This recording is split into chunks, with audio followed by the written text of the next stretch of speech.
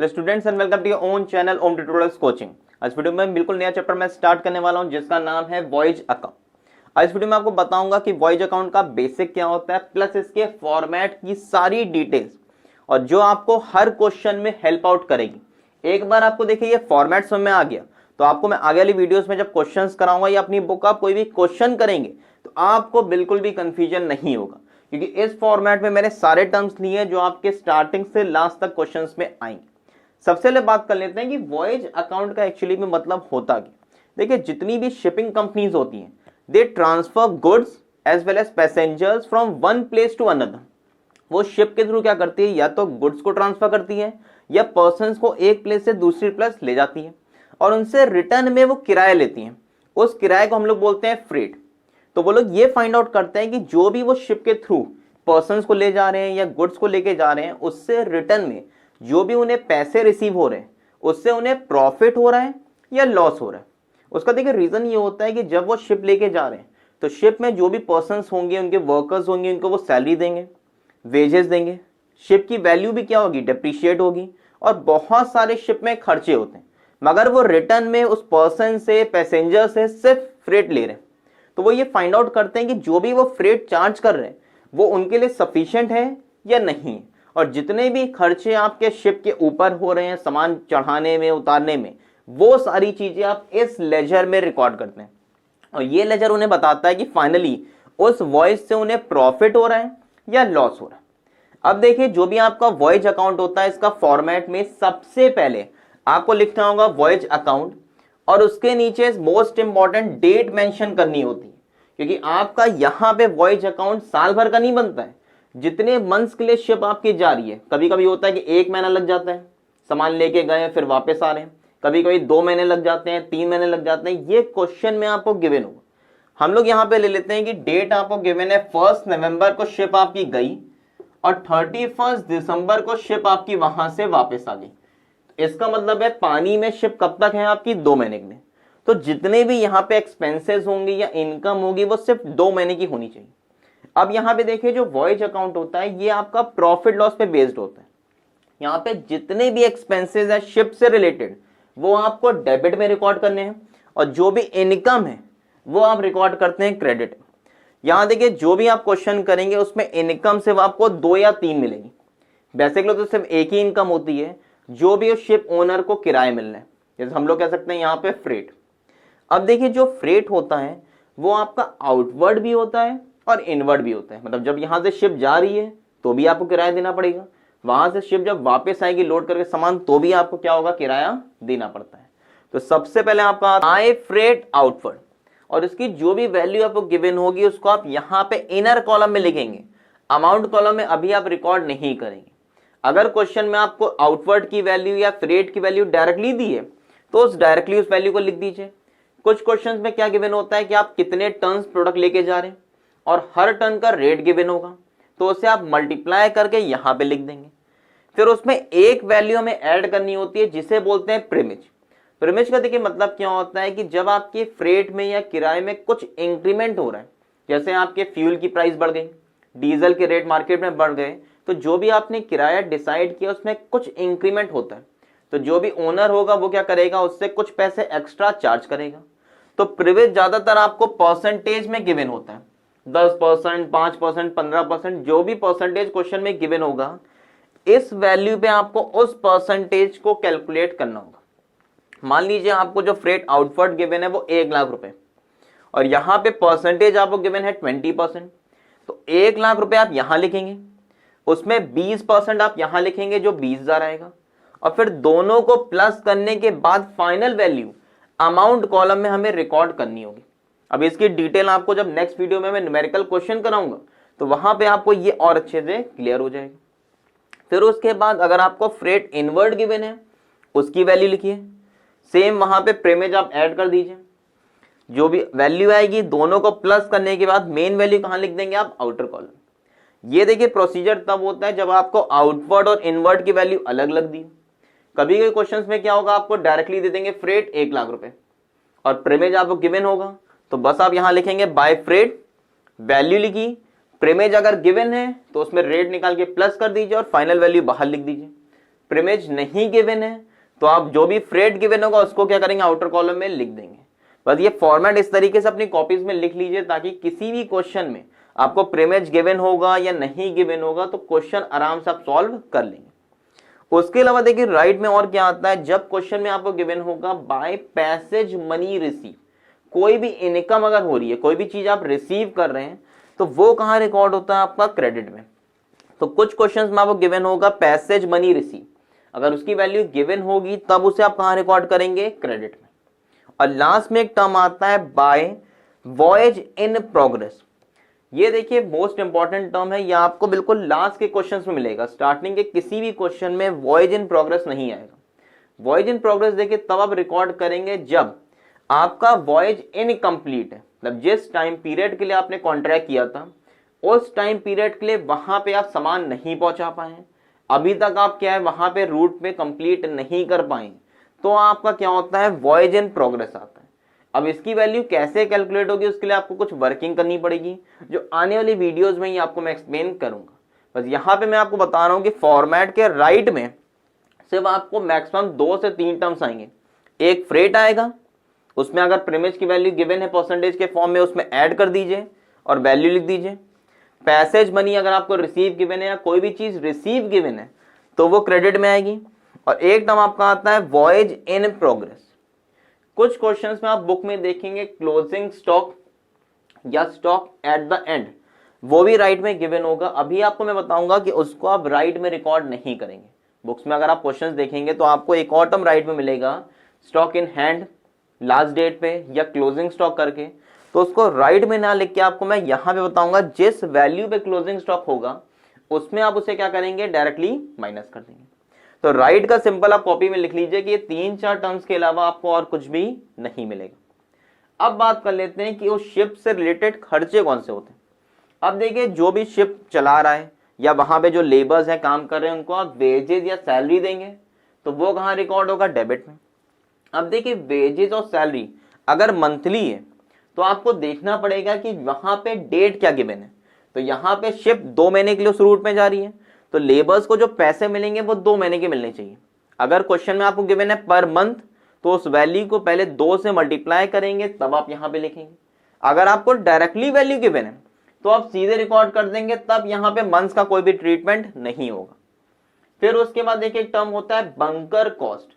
Bunker cost का देखिए मतलब क्या होता है, शिप में एक प्लेस होती है जहां पे आपको फ्यूल, वाटर, कोल ये सब चीजें रखनी पड़ती हैं।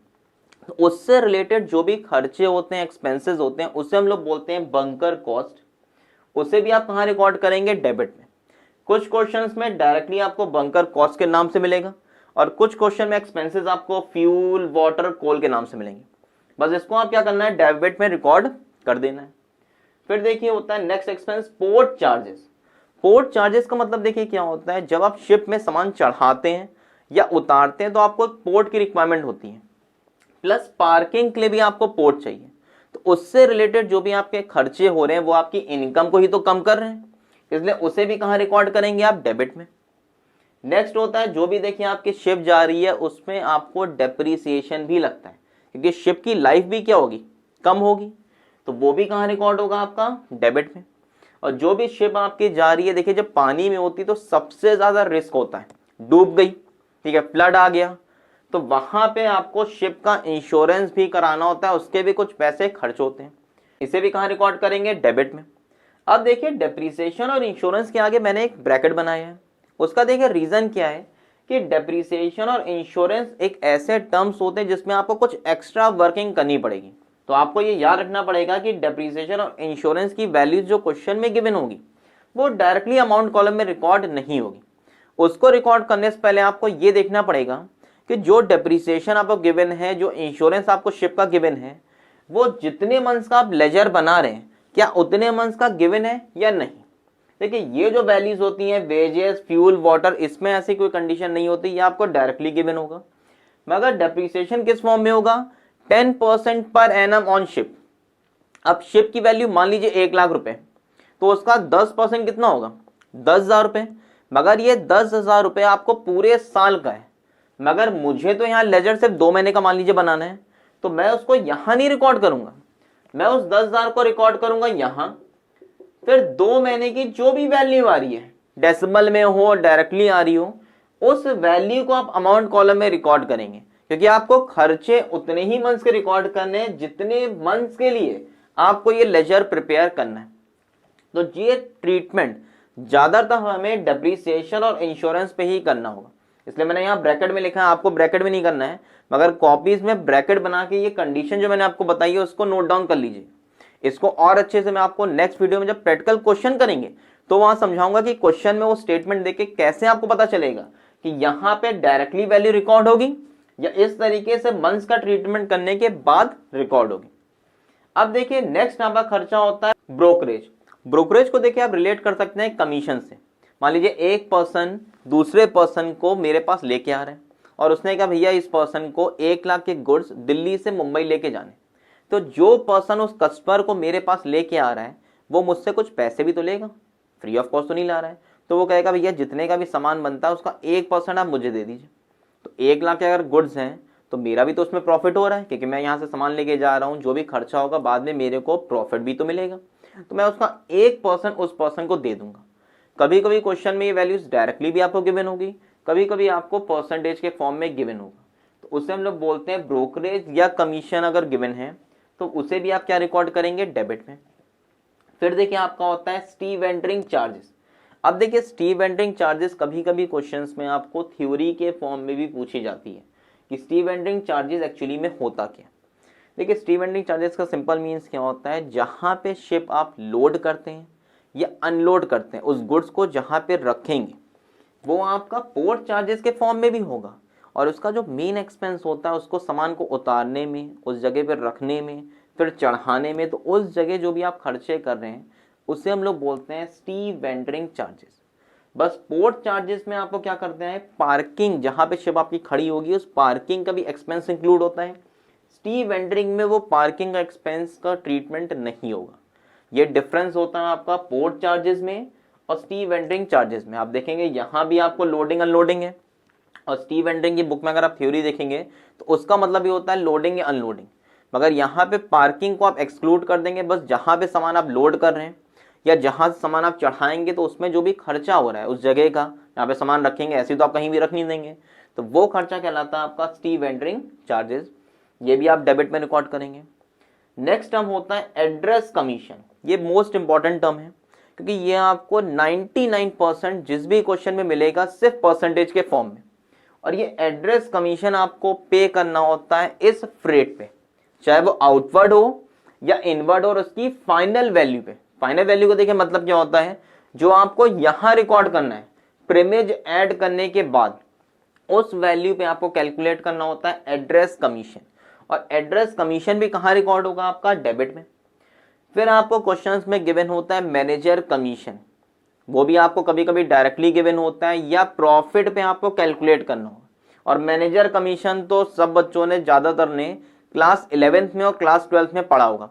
आपके फाइनेंशियल स्टेटमेंट चैप्टर में आपने बिफोर चार्जिंग प्रॉफिट या आफ्टर चार्जिंग वाली कंडीशन पढ़ी हो, तो वो वैल्यू आपको रिकॉर्ड करनी है यहाँ डेबिट में।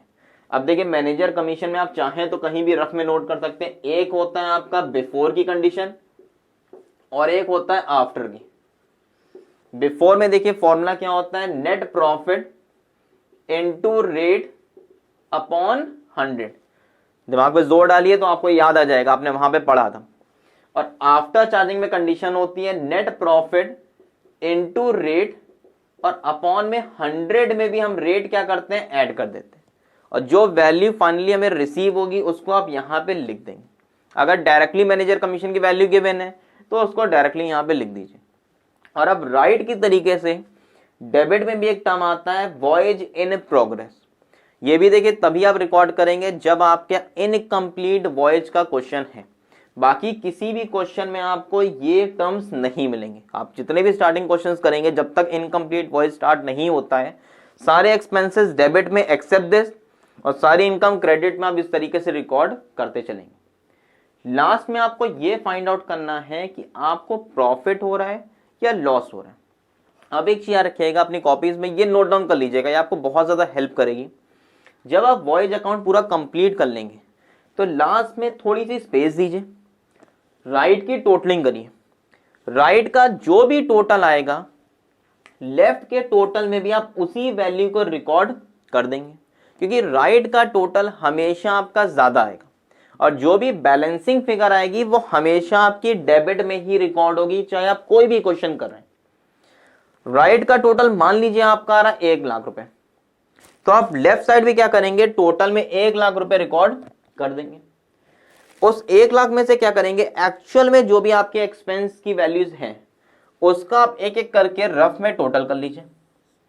मान लीजिए वो टोटल आपका आ रहा है 90,000, तो इसका मतलब है 10,000 डेबिट में क्या आ रही, बैलेंसिंग फिगर, और उस बैलेंसिंग फिगर को आप रिकॉर्ड करेंगे टू नेट प्रॉफिट करके, और उसके आगे बैलेंसिंग फिगर लिख दीजिएगा। तो जो भी आपका डिफरेंस आता है वो हमेशा आपका डेबिट में आएगा और उससे आप नेट प्रॉफिट करके रिकॉर्ड करेंगे। 1% हो सकता है कोई आपका क्वेश्चन बुक वालों ने बनाया हो जिसमें आपका राइट में कम आ रहा है, मगर ऐसा होगा नहीं। आप कोई भी क्वेश्चन करेंगे, क्योंकि देखिए जब राइट में कम आ रहा है तो उसका मतलब है आपके खर्चे ज्यादा है, खर्चे ज्यादा है तो आपको लॉस हो रहा है। तो जो भी शिप ओनर है वो पहले पूरा कैलकुलेट कर लेता है कि भैया उस रूट में कितना खर्चा मेरा हो रहा है, और उस हिसाब से वो फ्रेट अपना क्या करता है, डिसाइड करता है। वो लॉस में तो काम नहीं करेगा ना, वो प्राइस कम कर सकता है, मगर वो ये थोड़ा ना कि 100 रुपए मेरे खर्चे हो रहे हैं और मैं आपसे 90 रुपीज चार्ज कर रहा हूं, तो मैं डीजल, पेट्रोल, वेजेस, सैलरी सब कुछ ऐड करने के बाद ही तो फ्रेट को ऐड करूंगा। तो यही रीजन है कि आपके हर क्वेश्चन में राइट साइड का टोटल ज्यादा होगा, लेफ्ट साइड के एक्सपेंस का टोटल कम होगा, और बैलेंसिंग फिगर हमेशा आप डेबिट में टू नेट प्रॉफिट करके ही रिकॉर्ड करेंगे। अगर किसी क्वेश्चन में आपका क्रेडिट में आ रहा है तो इसका मतलब है यहां पे कहीं ना कहीं वर्किंग में आपने गलती की। तो ये आपका होता है देखिए वॉइज अकाउंट। आई होप आपको इसमें सारे टर्म्स मैंने लिए हैं जो भी आप बुक में आपको थ्योरी के फॉर्म में भी गिवन होंगे, और काफी सारे टर्म्स आपके जो क्वेश्चंस पे आएंगे उसका थोड़ा मैंने कोशिश की है कि आपको बेसिक क्लियर हो जाए। मंथ्स का कब ट्रीटमेंट होगा, कब राइट में आएगा, प्रीमेज, उन सब का बेसिक मैंने बता दिया। तो इसको प्लीज अपनी कॉपीज में अच्छे से नोट डाउन कर लीजिए उसकी डिटेल के साथ, ताकि नेक्स्ट वीडियो से जब आपको मैं क्वेश्चंस कराऊंगा प्रैक्टिकल क्वेश्चंस, और बुक के भी अगर आप क्वेश्चंस ट्राई करेंगे तो एटलीस्ट आपको बेसिक क्लियर होना चाहिए। और आप देखेंगे पहले जो आपको कंफ्यूजन होता था कि डेबिट में क्या आएगा, क्रेडिट में क्या आएगा, अब वो कंफ्यूजन काफी हद तक आपका दूर हो गया होगा। बस एक चीज नोट कर लीजिएगा कि यहाँ पे सिर्फ वो इनकम या वो एक्सपेंस रिकॉर्ड होते हैं जो शिप से रिलेटेड है। अगर क्वेश्चन में आपको गिवन हो बिल्डिंग तो उसकी वैल्यू यहां पे नहीं आएगी। क्वेश्चन में गिवन हो क्रेडिटर्स, डेटर्स, गुड्स सोल्ड, तो ये सारे एक्सपेंसेस आपके शिप से रिलेटेड नहीं है। डेटर्स और क्रेडिटर्स का मींस क्या होता है, क्रेडिट पे आपने सामान बेचा, क्रेडिट पे सामान खरीदा, या डायरेक्टली आपको सेल्स, परचेज, डिस्काउंट, ये सब टर्म्स गिवन है तो वो भी यहाँ पे क्वेश्चन में रिकॉर्ड नहीं होगा, क्योंकि ये सारे टर्म्स आपके शिप से रिलेटेड नहीं है। यहां पे सिर्फ आपको वो एक्सपेंस रिकॉर्ड करने कि मैं यहां से शिप दूसरी जगह ले जा रहा हूं, सामान नहीं बिक रहा है, सामान सिर्फ लोड करके जा रहा है, और रिटर्न में जो भी किराया मिल रहा है बस वो यहां पे इनकम में रिकॉर्ड होगा। उसके अलावा कोई भी discount, creditors, debtors, building, machine, ये सारी वैल्यूज गिवन होगी, यहां तक कि शिप की वैल्यू गिवन होगी, वो भी आप यहां रिकॉर्ड नहीं करेंगे। उस पे इंश्योरेंस, डेप्रिसिएशन वो कैलकुलेट कर लेंगे, मगर शिप की जो वैल्यू है वो सब यहां पे रिकॉर्ड नहीं होगा, क्योंकि वो सारे आपके खर्चे नहीं होते। तो ये लास्ट में अपनी कॉपीज में नोट डाउन कर लीजिए। आई होप आपको ये क्लियर हो गया होगा। नेक्स्ट टर्न पे प्रैक्टिकल क्वेश्चन के साथ मैं इसी की और बेसिक डिटेल्स आपको बताऊंगा।